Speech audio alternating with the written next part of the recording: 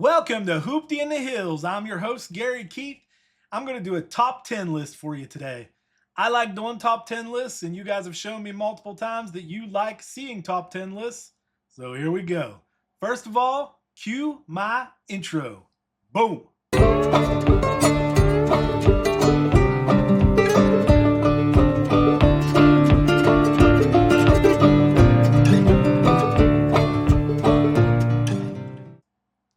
All right, so let's get right down to business. Let's talk about some of these cars on this top 10 list, and I'll give you my opinion of why I think they're on there. And I don't know, let's just talk about it a little bit. Number 10 is going to be a Ford Mustang. Ooh. 195-day supply of those on the market right now. That's really shocking. Like, I think the new Mustangs are super cool. You know, this is refigured every month, so I wonder if this has anything to do with the weather. Because I know ain't nobody out buying a Mustang right now in February. So I don't know. I don't want to cut the Mustang down.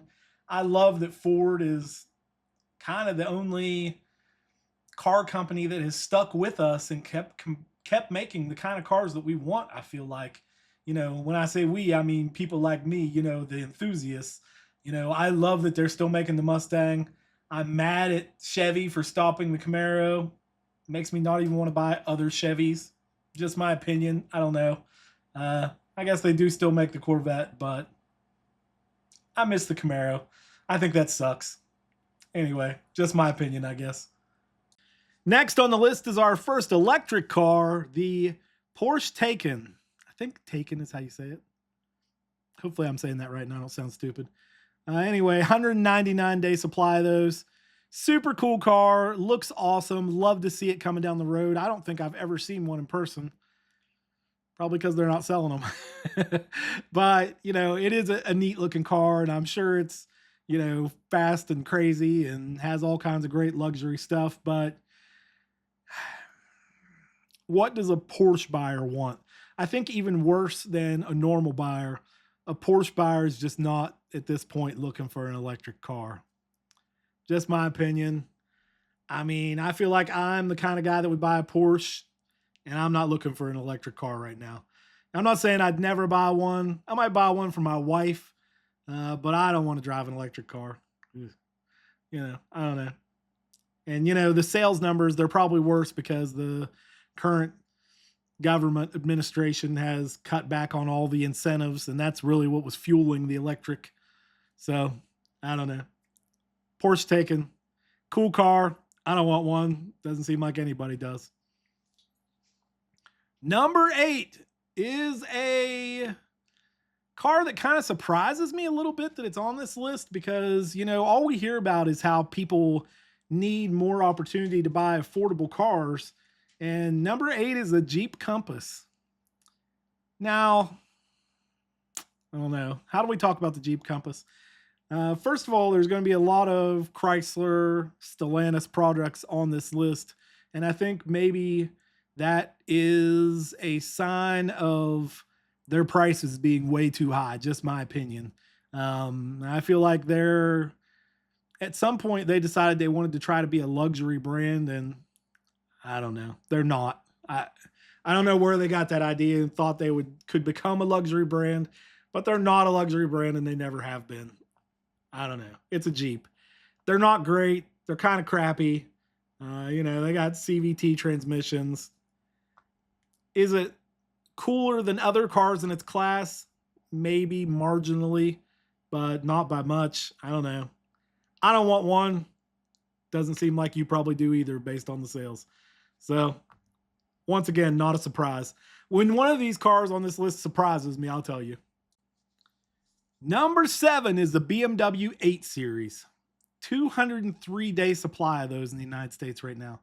Now, I got to say, BMW 8 Series is probably one of my dream cars. I would love to have one. But the price, dude, it's so much. I mean, it's so much. Is it cool? Absolutely. You know, with the new body style and stuff, it's probably one of the coolest cars on the market. But who's paying that is all I got to say. Who's paying that? Come on now. It's too much, bro. It's too much. That's all. There doesn't need to be any other explanation. It's too much. Next on the list, number 6 is the Buick Envision. 217-day supply of those on lots right now. Now, I told you I would tell you when one of these surprised me. This one kind of surprises me. You know, the Envision, it's a pretty cool looking SUV. I mean, it's not bad. It's nothing like really special. I don't know. It's a GM. I mean, GM cars. I mean, I believe the Envision is the same size as an Equinox, right? So Equinox, Terrain, Envision. And they're selling the hell out of Equinoxes. So I don't really get this one. It does surprise me a little bit. It doesn't surprise me though, because Buick is just not cool. You know, other than Grand Nationals, has Buick ever been cool? I mean, Buick is just kind of like an old person's car to me. Like, I probably wouldn't buy a Buick unless it was just like a super good, irresistible deal. So I guess I'm not surprised. It's a Buick. I mean, it is what it is. If they take, you know, $13,000, $14,000, $15,000 off of it, they'll start selling. But if it's the same price as an Equinox and a GMC, then I completely understand why they can't sell these. All right, next on the list is going to be the Alfa Romeo Stelvio. 217-day supply of these on the market right now. Now, this is also a Stellantis product. And just like all the other Stellantis products, I just think they went crazy with the price. I think the Stelvio is super cool. Like, I'm a car guy and I love Alfa Romeos. I think they're very, very neat cars. Now, I live in West Virginia and I don't think I'd ever buy one. Reason being, I don't know who the hell would work on it. Like, I don't even know if people around here would know how to work on it. And I don't think there's an Alfa Romeo dealer. So I guess I'd be taking it to the Chrysler Jeep dealer. Maybe they would honor the warranty. Maybe they wouldn't, but I'm sure it's not something they'd be seeing every day. So they probably would know nothing about it. And, you know, they have kind of got a reputation as a car that needs a lot of work anyway. And the price is crazy. And, you know, since the Alfa Romeo Stelvios came out, I don't think they've ever redesigned it. So it's a pretty stale design at this point. Like, it was really cool at one point. Now it's just kind of an old design. I don't know. I don't want a Stelvio. That's my honest opinion. So apparently you don't either. Moving on. Well, and I guess we're starting a trend here. Another Stellantis product. The price is just too high, guys. And the next one is a super cool car, the Alfa Romeo Giulia. Now, I told you I like the Stelvia. I like the Giulia even more. Like, if I could pick, you know, a free car off the market and there was a hard cap on how much I could spend and it was around that price range, I would love to have a Giulia. You know, they're fast. They come all-wheel drive. It's super, super sleek looking. And it's exotic enough that, you know, enough people don't have them that it's just kind of a cool car. But 241-day supply of those on the market. And it's kind of just like the Stelvio. I mean, not been redesigned the same as it looked since it came out. And that's been a while. I would say 5-6 years.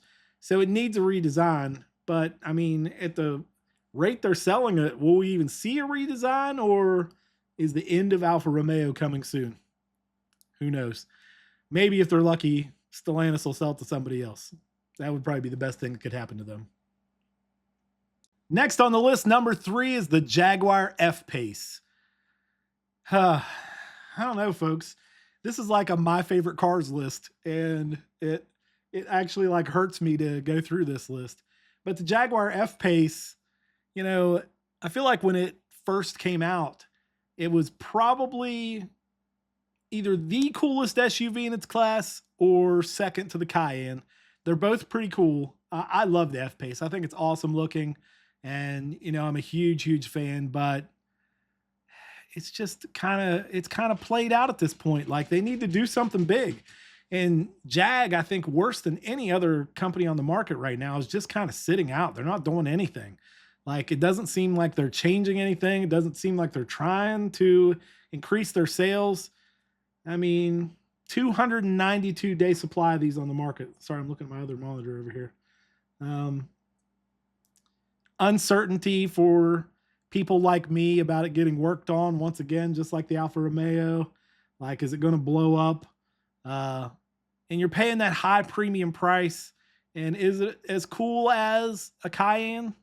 I don't think it's quite as much as a Cayenne, but it's not quite as cool as a Cayenne.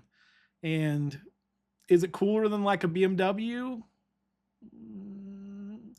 The BMW just kind of got redone. So would it like the X3? Yeah, that'd be the same size as the X3. But all the BMW SUVs just pretty recently had a redesign, and they're super cool looking. So I don't know where you fit into the market. You got to do something big and change it. Like, you got to keep up with the market. You can't just keep trying to sell the same old thing for 5, 6, 7 years. We've seen it. It's not cool anymore. I mean, I guess you can come out with a different color or something, but it's just kind of played out. I don't know. All right, we're up to number 2 on the list. Number 2 is the Maserati Grecale. I don't know if I'm saying that right. This was actually the only car on the list I had to look up because I didn't even know what it was. Now, this thing is pretty neat looking. I like it. I dig it. It's cool. In the higher ranges, so it starts out at $84,500. That's the low end. That has a 3.0 V6, 0 to 60 in 5 seconds, and horsepower is 385. So that's the Medina. So then they have a middle ground, a Trofeo, I don't know, starting at 117,500. Okay. That one's 523 horsepower, 3.6 second, 0 to 60. That's pretty hot. And then they have the Fulgor, yeah, I guess that would have to be how you pronounce it. That's their top end, and it's actually an EV. So interesting that this car can be purchased gas or electric. I think maybe that's a little hint on what you're going to start seeing a lot of from Stellantis. This is another Stellantis product, by the way. And the EV is 542 horsepower, a 4.0, 0 to 60, top speed of 137 miles an hour. So the Fulgor and the Trofeo are almost the same price. The gas engine is still a little faster. I don't know. It's just too much money, guys. I don't know. It's cool looking, though. I would love to say I drive a Maserati. That would be super cool. What kind of car do you have? I got an effing Maserati. I mean, that's cool, but 119,000. I mean, it's a little SUV. I don't even know if I should call it an SUV. Maybe it's a station wagon. I don't know, guys. Too much. It's just too much. Stellantis, you got to wake up. You got to figure out a way to make these cars cheaper or something. Because this is a car right here that I think, you know, it would be hard to not sell these. And, you know, I understand that when you're Maserati, you're not trying to compete with Chevy, but you can't be more expensive than BMW and Mercedes. You can't. Does Maserati carry a bigger like following than BMW? No. I mean, who do you think you are, Stellantis? Come on. Come back down to earth. All right, we've made it to number 1. The number 1 car on the list. This one disappoints me because if you guys know me, I'm a big Volkswagen Audi guy, and it's the Volkswagen ID4. Boo. The days, oh my God. The inventory right now, 527 days of inventory. Like, if they don't make any more of these, it's going to be almost 2 years before they sell all these things. I mean, what's happened here? You know, when you read reviews of the ID4, it's very highly rated. But the first thing, when I pull up a review of this thing, and I'll show you. Wait, let me switch to my other camera. So 8.5 out of 10 from Car and Driver. But where my eyes go on this is, you know, to the car, you know, it's a cute car. I think that's a cool car. I like it. But $46,000 to $59,000 for that. I mean, I don't know what it actually competes with. Like, what are the other little shitbox electric cars right now? Sorry, that's bad words. I shouldn't say that. But estimated range 263 to 291. It's considered a 5-seater, but it's very small. It ain't 5 people my size, I can tell you that right now. It is available in all-wheel drive, 4-year, 50,000-mile warranty. I mean, it seems like it should be a good little car, but when I look at that car, I just don't see a $59,000 car. It's funny, on this Car and Driver website, for sale near you, it shows other 2026s. So just imagine this little car, and look at the other cars of Volkswagens down here that it's showing me. Tiguan SEL R-Line, $46,000. And, you know, it's hard to tell from these pictures, but the Tiguan, I think, is significantly larger than that. I mean, this is like Ford Focus size. Volkswagen Atlas SEL Premium R-Line, $55,784. That's a big SUV with a third row, folks. This is a Ford Focus size vehicle. I mean, it just, that price of that vehicle doesn't make any sense. And with them having this, what did I say? 527-day supply. Like, if you're in the market for one of these things, and it doesn't seem like anybody is right now, but if you're thinking maybe a Volkswagen ID4 would be a cool first electric car for you, man, you need to go talk to that dealer, because they ain't going to be holding on to these things for 527 days. It's time to do some wheeling and dealing. Like, they literally need to knock 15 grand off of this price for real. Like, to get rid of these things, if they want to sell them in this model year, they're going to have to knock this price down at least 10, 15, 18, $20,000. I mean, just nobody's going to pay that for that car. I'm sorry. You know, nobody's going to pay that. That's all there is to it. Anyway, that's the end of the list. I hope y'all enjoyed. I hope my opinions give you a little something to think about.